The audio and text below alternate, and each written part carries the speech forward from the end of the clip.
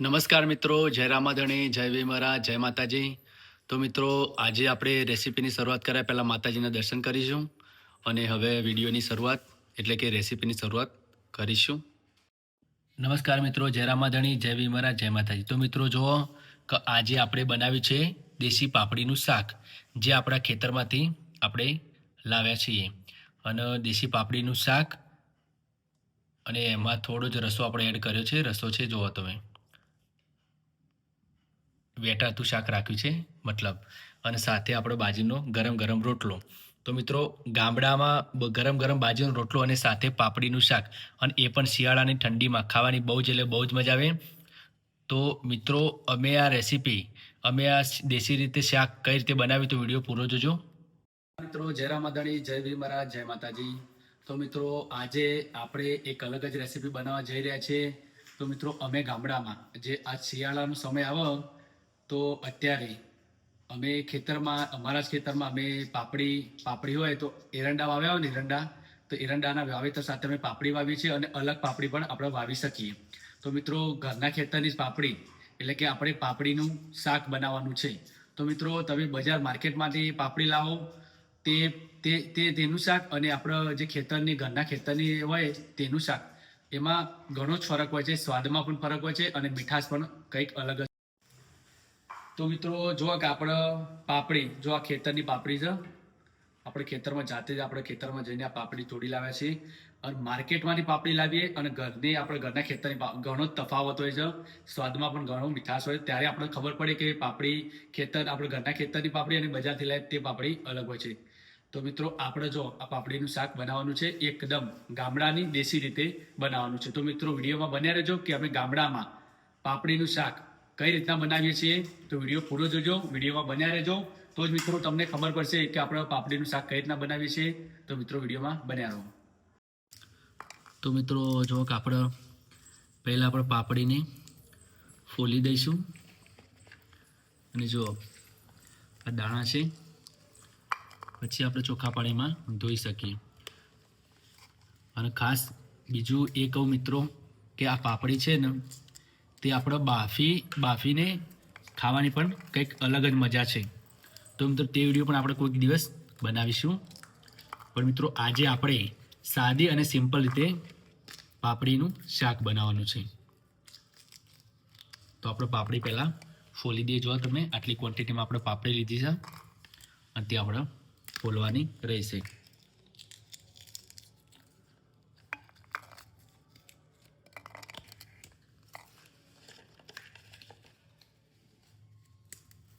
જો મિત્રો, આપણે પાપડી કમ્પ્લીટલી ફોલી દીધી છે અને સૂકું લસણ પણ ફોલી દીધું છે જોવા તમે. અને આપણે પારાખણીમાં ઝીણું કરવાનું છે, પણ એના પહેલાં આપણે મરી ઝીણા કરીશું.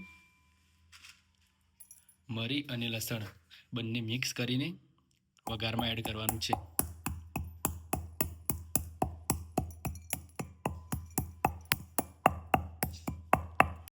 જો મિત્રો, આપણે મરી ઝીણા કરી દીધા છે, તો આપણે સૂકું લસણ પણ પારાખણીમાં જ એડ કરીને ઝીણું કરવાનું રહેશે.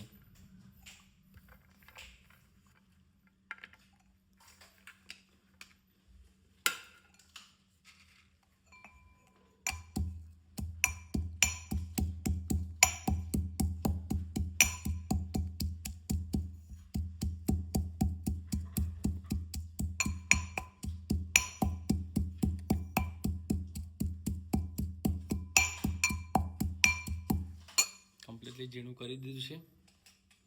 આપણે વઘારની તૈયારી કરીએ મિત્રો. જો મિત્રો, આપણે પહેલાં ગેસ ચાલુ કરી દઈશું. એના પર તપેલી મૂકી દઈશું.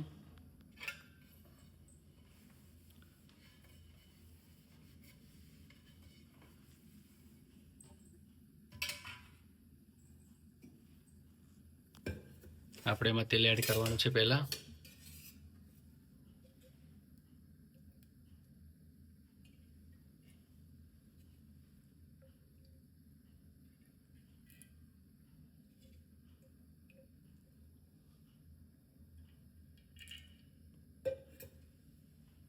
તો મિત્રો, તેલને થોડુંક સાધારણ ગરમ થવા દઈશું.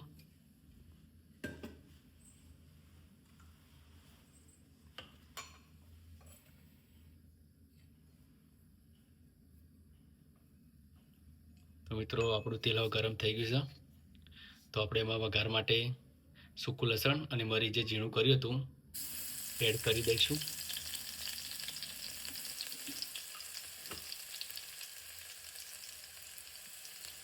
અને એની સાથે જ આપણે હિંગ પણ એડ કરવાની રહેશે.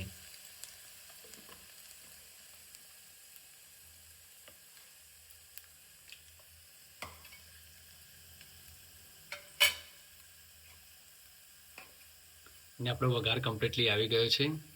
તો આપણે પાપડી ફોલેલી છે તે આપણે એડ કરવાની રહેશે.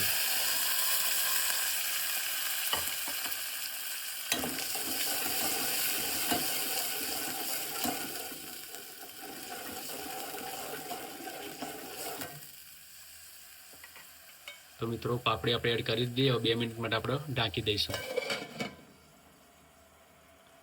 ધીમા તાપમાને આપણે તૈયાર થવા દઈશું. જો આપણે 2 મિનિટ થઈ ગઈ છે મિત્રો, તો આપણે ચમચી વડે આપણે પહેલાં હલાવી દઈશું.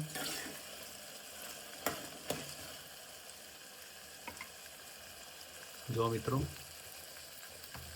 આપણે કમસે કમ 2 થી 2.5 મિનિટ જ આપણે તેલમાં શેકાવા દઈશું પાપડીને. ત્યારબાદ આપણે એમાં હવે મસાલા એડ કરીશું. જેવો કે આપણે પહેલાં મરચું એડ કરીશું,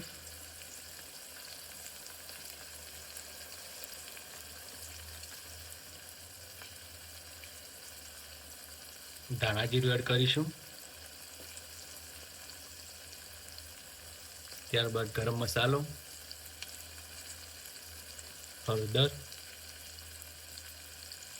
અને મીઠું સ્વાદ અનુસાર.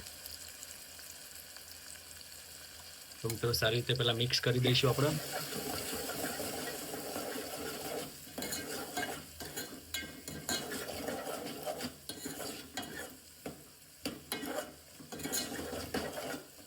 તો મિત્રો સારી રીતે મિક્સ કર્યા બાદ આપણે એને ફરીથી ઢાંકી દઈશું 1 મિનિટ માટે. તો 1 મિનિટ માટે આપણે ઢાંકી દઈએ. ધીમા તાપમાને જ આપણે તૈયાર થવા દઈશું આપણી પાપડીનું શાક, દેશી પાપડીનું. મિત્રો કમ્પ્લીટલી 1 મિનિટ થઈ જાય. તો આપણે પહેલાં ચેક કરીએ. અને હવે આપણે એમાં પાણી એડ કરવાનું છે. તો આપણે પાણી એડ કરીએ.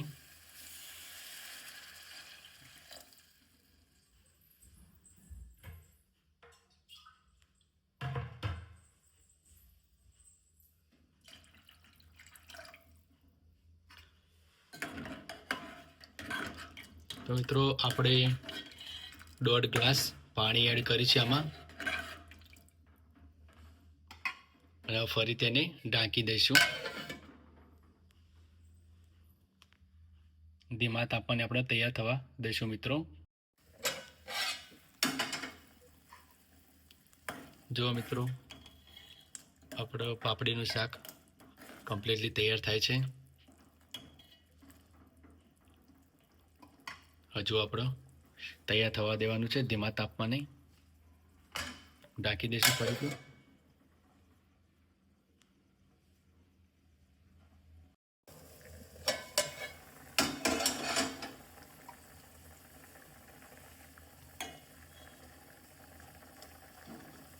મિત્રો આપણે ચેક કરીએ કે આપણી પાપડી કમ્પ્લીટલી તૈયાર થઈ ગઈ છે. 80% આપણી સબ્જી રેડી થઈ ગઈ છે મિત્રો.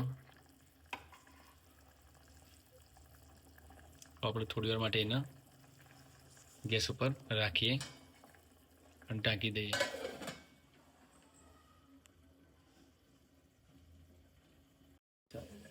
તો મિત્રો જોઈએ કે આપણી પાપડીનું શાક કમ્પ્લીટલી જો તૈયાર થઈ ગયું છે. અને આપણે રસો પણ નોર્મલી જ રાખ્યો છે.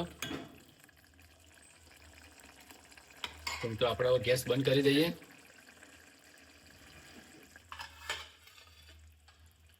અને આપણું પાપડીનું શાક કમ્પ્લીટલી રેડી થઈ ગયું છે. જો ઉતારી દઈએ મિત્રો. તો મિત્રો આપણો બાજરીનો રોટલો પાપડીના શાક સાથે એટલે કે દેશી પાપડીનું શાક આપણે બાજરીના રોટલા સાથે ખાવાનું છે. તો પહેલાં આપણે બાજરીનો લોટ ચાળી લઈએ.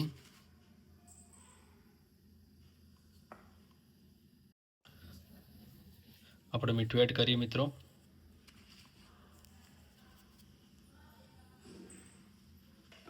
અને બાજુમાં આપણે તવી પણ ગેસ પર મૂકી દીધી છે ગરમ થવા માટે.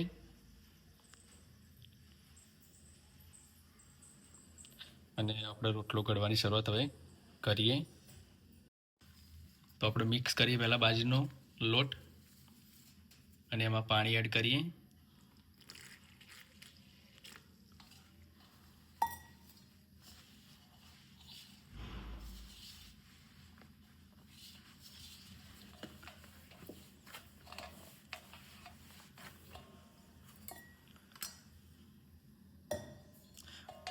રોટલો બાજરીનો ઘડ્યા પહેલાં આપણે લોટને આ રીતના પહેલાં તૈયાર કરવો પડે,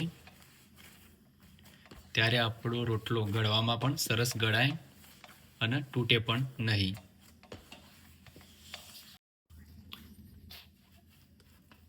તો આપણે લોટને કમ્પ્લીટલી તૈયાર કરી દીધો છે અને હવે એને ઘડવાની તૈયારી કરીએ.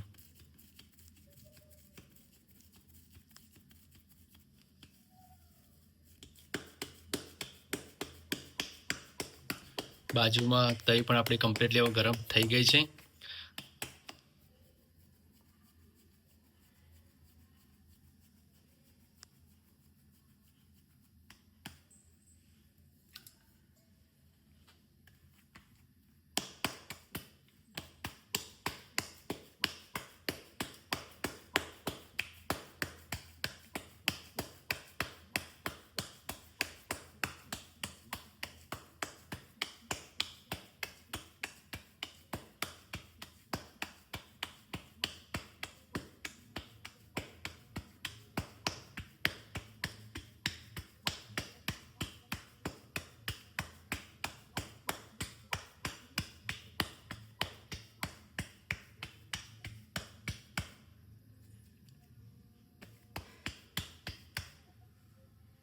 તો મિત્રો આપણે તવી પર એડ કરીએ. અને મિત્રો ખાસ તમને એ કહેવું કે તવી કમ્પ્લીટલી ગરમ થાય ત્યારે જ આપણે રોટલો એડ કરવાનો રહેશે. કારણ કે તવી ગરમ હોય ને માપની, અને બાજરીનો રોટલો આપણે અંદર એડ કરવાથી તવી ઠંડી પડી જાય છે. તો માટે તવી થોડી વધારે ગરમ હોય તો જેથી કરીને આપણો બાજરીનો રોટલો સારી રીતે શેકાય ને નીચે ચોંટે નહીં.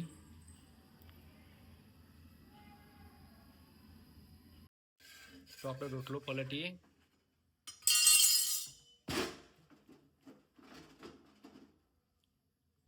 જો મિત્રો આપણે રોટલો પલટી દીધો. અને ખાસ તમને બીજું એ કહેવું, તો મિત્રો મેં તમને વાત કરી હતી ને કે બાજરીના રોટલામાં તવી કમ્પ્લીટલી ગરમ હોવી જોઈએ. જો આજુબાજુ થોડી ઠંડી હતી તો જેથી કરીને રોટલો આ રીતના કાચો રહે છે. અને વચ્ચે મધ્યની ભાગમાં તમે જો કમ્પ્લીટલી શેકાયો છે. તો આપણે કમ્પ્લીટલી શેકાવા દઈએ બંને બાજુ.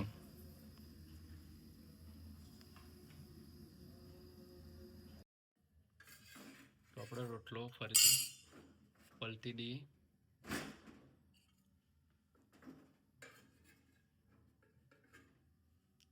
જો કમ્પ્લીટલી શેકાઈ ગયો છે. જો તમે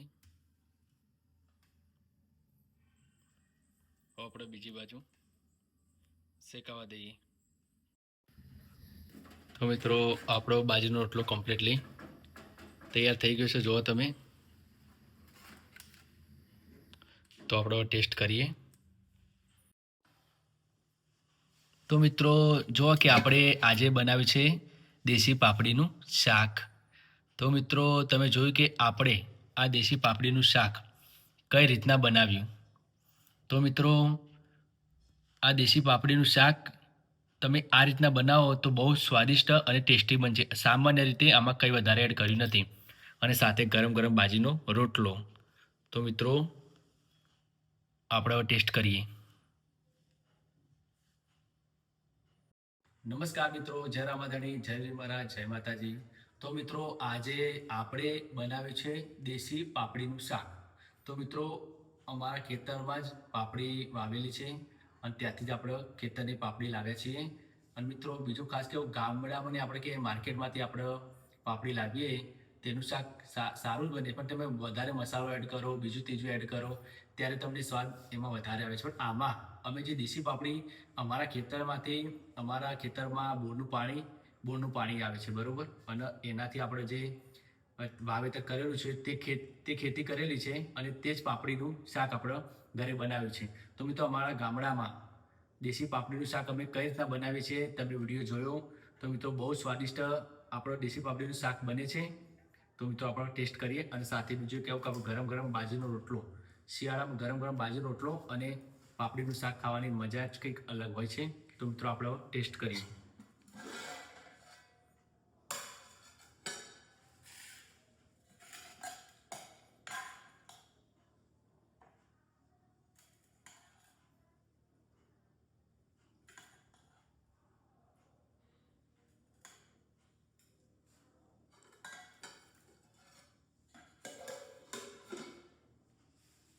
તો મિત્રો જુઓ તમે, પાપડીનું શાક,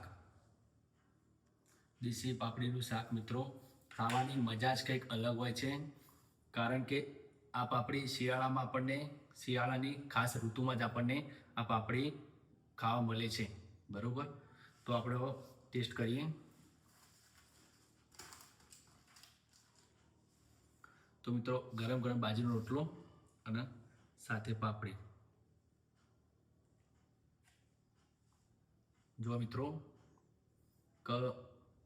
એક કોળિયું ટેસ્ટ કરી પહેલાં આપણે.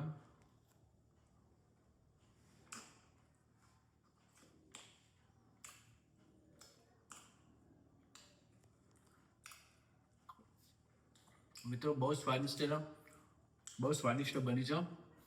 બીજું ખાસ પણ તમને કોઈને કદાચ પાપડી ના ભાવતી હોય તો તમે બાજરીનો રોટલો, આ તેનો રસો આવે ને, તમે એકલો રસો રોટલા સાથે આ રીતના ખાઓ ને તમે તો પણ વધારે સ્વાદિષ્ટ લાગે છે મિત્રો. તો મિત્રો બીજું ખાસ કેવું કે આપણે બાજરીનો રોટલો આમાં મિક્સ કરીને ખાવાથી પણ સરસ લાગે છે. તો ગામડામાં મિત્રો પાપડી અને બાજરીનો રોટલો શિયાળામાં બહુ જ વધારે લોકો ખાય છે, કારણ કે પોતાના ખેતરમાં વાવેતર કરેલું જ હોય છે. અને બીજું ખાસ એ કહેવું કે આખી પાપડી આવે ને તે બાફીને પણ ખાવાની મજા જ કંઈક અલગ હોય છે.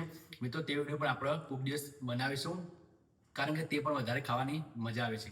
તો મિત્રો તમે અમારી જયવીર ઓફિશિયલ ચેનલ પર આવ્યા તે બદલ તમારા બધાનું દિલથી હાર્દિક સ્વાગત કરું છું. અને જેઓ તમે આગળના વિડીયોમાં સપોર્ટ કર્યો છે તેઓ આ વિડીયોમાં પણ સપોર્ટ કરતા રહેજો મિત્રો. તો મિત્રો મળી નેક્સ્ટ વિડીયોમાં. જય રામાધણી, જય વીર મહારાજ. અને મિત્રો ખાસ કે તમે કયા તાલુકાથી, કયા જિલ્લાથી તમે જોઈ રહ્યા છો વિડીયો તે કોમેન્ટમાં લખજો મિત્રો. તો મળીએ નેક્સ્ટ વિડીયોમાં.